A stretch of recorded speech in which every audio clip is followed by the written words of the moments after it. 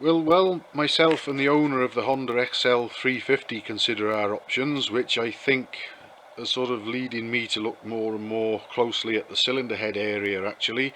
I've got this BSA A65 Thunderbolt engine, which has been in bits for quite a while now, which had its crank up at Aeron being dealt with at the same time as the cylinder barrel for the Honda. So while I've sort of hit a bit of a wall for now with the Honda, I thought it's about time I got on with this. So we've had a brand new 20 thou undersized time inside bush, and that's an original one. It's not a recently made copy. It's a genuine article. That lots of people bang on about there being spurious examples of new bushes around. Well, this is the one that everybody reckons that you should have, so that's in there at a -20.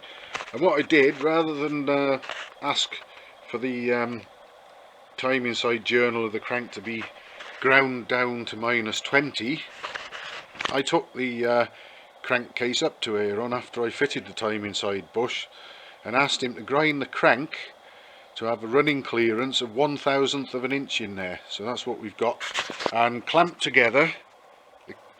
The cases are clamped together tightly and the crank can spin freely, so there's no need to go worrying about line boring or if anything's out of line or out of step, because the drive side main bearing is in there and it's free to spin at 1/1000 of an inch clearance. So I'm happy with that, but at the moment I'm just trying to check and set the end float and see what we've got and what we need to take up. So as I said, the cases are clamped together. I've got no shims in there at the moment, and not even a shim cup. It's just the main bearing itself, and I'm going to have a look and see what we've got and what I might need to compensate for. So I'm going to put a screwdriver in there underneath the web of the crank on the drive side and lever it up. Let's just set that to 0. There we are. Right, we're on 0. That's in 1/1000th of an inch. So we have got about 22 to 23 thousandths of an inch there in total end float. So I know what I need to take up, so I can get the shim cup now and take measurements of that with any relevant shims put inside it, and then hopefully I should be able to just add it to the crankshaft inboard of the drive side main bearing and put these cases together for keeps and bolt them up.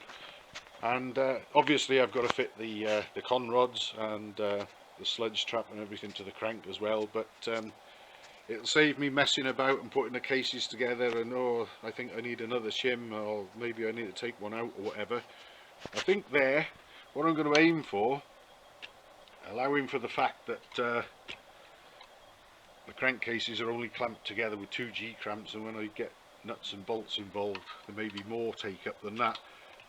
I'm going to be looking for 20/1000th of an inch in my little shim stack, and I think that will probably have me good to go.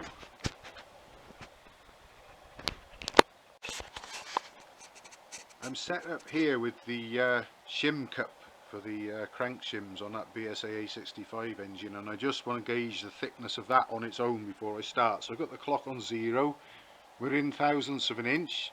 Hopefully you can see that, and we're in the region of 15, maybe 16 thousandths of an inch. Yeah, I think I'm actually going to say 17. So we got 17 thousandths of an inch there, thickness of the shim cup on its own. And I said I was looking for about 21 thousandths of an inch overall. So I'm going to try a shim of about 4 thou thickness with that, and put them in behind the drive side main bearing in a race and clamp the cases together again and see what we've got, but we should sort of be in the zone there. And if it's a little bit tight, well, I'll reconsider the shimming, and if it's a little bit slack, I can always add to it. But I think if I can find a 4 thou shim to add to that, I think we're going to be in the ballpark for certain. So that's what I'll be aiming for next. Right, after just a couple of trial assemblies and a bit of measuring and head scratching, I've got us down to this. We're actually not even maybe 1/1000th of an inch. Now the recommended end float is 1/1000th of an inch to 3/1000ths of an inch. So I'm going to go on that. That's actually within a whisker of 1. It's just under 1. I'm going to take that because obviously, although the cases will be bolted up tightly and perhaps squeezed together a little bit more tightly than the G-clamps can hold them, I will have a tiny thickness of gasket sealant on the crankcase joint as well. And I'd rather, any day of the week where an A65 BSA is concerned, be slightly under rather than slightly over. The crank is spinning freely, look at that, and that's with no more than 1/1000th of an inch clearance in the timing side bush between it and the timing side journal on the crank. So I'm hoping that we're going to end up with a lovely smooth quiet engine here. That's good to go. And on the drive side, I've discussed the main bearing inner race issue on the drive side main shaft with John at Aeron, whose advice and opinions I value, and we both come to the conclusion that when the alternator and drive sprocket and spacers, anything and everything on the drive side are fitted and the drive side nut is done up tightly, the inner race will be clamped tightly to the face or the web of the crank on the drive side. And if we combine that with a bit of bearing fitting Loctite type compound, I think that's going to take care of that. Because the bearing itself is in good condition, it's spinning freely. I think we'll unclamp these cases now, and I'll get the sludge trap put back together on the crank assembly and fit the conrods and big ends, which are also in good shape. The big end journals were fine, although I got John at Aeron, he polished them for me. They didn't need a regrind, so and the shells that were in those big ends were as good as new, so they can go back in. So we've got a reground timing side journal, new timing side bush, and got the crank shimmed up nicely, and everything will be put back together carefully, and we should be on the road to having a good A65 Thunderbolt engine again, I would think. Right, well, I got my gasket compound applied to both joint pieces of the crankcases now, and I've got the main bearing in position, the drive side roller bearing with the appropriate shims behind it, and I've also applied some of this bearing fitting compound that if you've got a little bit of sliding sort of fit that you don't really want, or you need a little bit of take up, you can use. I've discussed this with John at Aeron, who does all my crank work for me and rebores and so on, and it's quite an accepted fix apparently that's been proven to work. So what I've done is I've applied the bearing fitting compound, some on the main shaft where the inner race fits over, and some I've smeared around the inner race as well, and I've slid them together. The shims are there. But I also decided that what I'd do is I'd like to sort of preload it a bit and make sure it's pressed fully home, because obviously when the crank is in the engine and the alternator and the drive sprocket and everything else are fitted, and then the nut on the end of the crank, it's going to be considerable force applied to the inner race of this bearing, clamping it really firmly to the web of the crank. So what I wanted to do was sort of replicate that, so that the bearing fitting compound can set with the bearing fully home tightly. So I've got this done up tightly, and it's clamped that inner race really tightly, as it would be when the engine's in completed condition.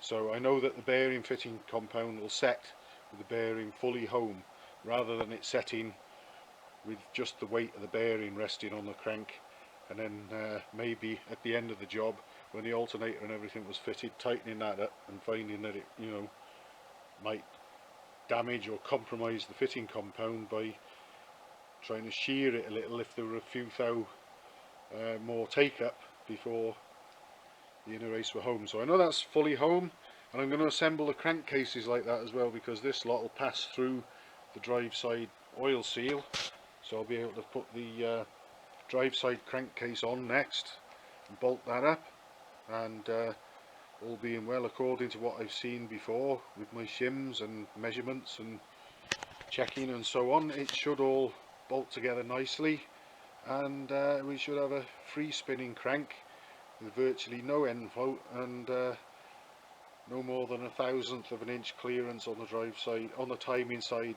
bush between it and the journal. So I'm sort of hopeful that this is all going to go together very nicely. So we'll see, we'll pick up at the next stage very soon. But I'm going to go and have a cup of coffee now while this stuff sets. Apparently it takes 15 minutes to start setting and 45 minutes to be up to full working strength. So I'm probably already a good 15 minutes into it already. I'll go and have a cuppa now and then come back and see what I've got. Well, so much for measurements and calculations and clamping the crankcases together. When I bolted them up, in spite of having well seal applied to both joint faces, the crank went too tight for my liking when I tried to rotate it. So I've separated the cases again, and I can vouch for the bearing fitting compound being very, very strong indeed. I had to heat this up. I've tried, obviously I didn't want to damage the bearing. I tried levering it off, but not cold. I heated it up until it was unbelievably hot. Even that, I can't even touch that web of the crank. I heated it up so hot with the heat gun, and it still wouldn't move. And it didn't move until I sprayed WD-40 in there, and that seemed to soak in after a little while, and much more perseverance, and eventually I got the bearing to move. I'm now going to take a shim out and put it back together, and hopefully that will be it for keeps. But that was a nasty surprise, and from now on when I'm doing these, I'm not even going to just clamp the cases together. I think I'll put all of the bolts in and tighten them up when I do a trial run, especially if I'm using a bearing retaining compound, because it's anything, it's all but permanent, and I know at least I've got peace of mind that that's not going to be a problem in the engine when it goes back together, because that is really, really tough, much more so than I expected. So I suppose that's one upside of it. Anyway, I'm going to get a shim out now and then put it back together, and I'm pretty sure that'll be it. I'll be able to bolt it up tightly then, and all will be well. Well, in spite of my careful measurements and trial assemblies, still took longer to get the shimming correct on this, to a point where I was happy with it than I first expected. But I've got it now, and screwdriver in there just to lever up on the crank in a moment, and there's my gauge, and we've got actually just a gnat's under 1/1000th of an inch. That's just over 1/2 of an inch perhaps, which is a little bit below the sort of so-called recommended 1 to 3/1000ths of an inch, but I'd rather be slightly under than slightly over. I'd say about 3/4 of a 1/1000th of an inch there. So we certainly haven't got excessive end float anymore, and I can spin the crank easily. There's no binding in the timing side bush, considering we've got no more than 1/1000th of an inch clearance in that. probably even slightly under. So I'm very happy with all that, and as I found out inadvertently, that bearing fitting compound is every little bit up to the job, I would say, because I had to get that bearing off again after what seemed to be, well, I suppose it was a miscalculation with the shims. I don't know, I clocked the end float and I measured the thickness of the shims, but one way or another, when I put it all together and bolted the cases together, the crank was all but jamming up, so I had to take it apart and do it again, and it put a real fight up. I had to use heat and leverage and everything to get the inner race of the main bearing off, but I got it off, got it all sorted. It's all tightly bolted together now, gasket sealant on the joint and everything, so that bottom end is ready to accept the pistons and barrels. I'll build them up, I'll fit them before I put the engine into the frame, because it's easier really with it out. It's easier to get at everything, and once I've got the pistons and barrels on, I think this lump can go back into the frame, and we should be well on the way to having it fully rebuilt. Fingers crossed. Right, well, as I'm working my way through components now for the top end rebuild, I've got one piston all cleaned up, decoked, ready, and there's the one I haven't done yet in comparison to it. I've yet to sort of deglaze the bores and check the ring gaps and so on, but this caught my eye. This small end bush is just sticking out the side of the conrod small end a bit, rather than being flush either end like that one is.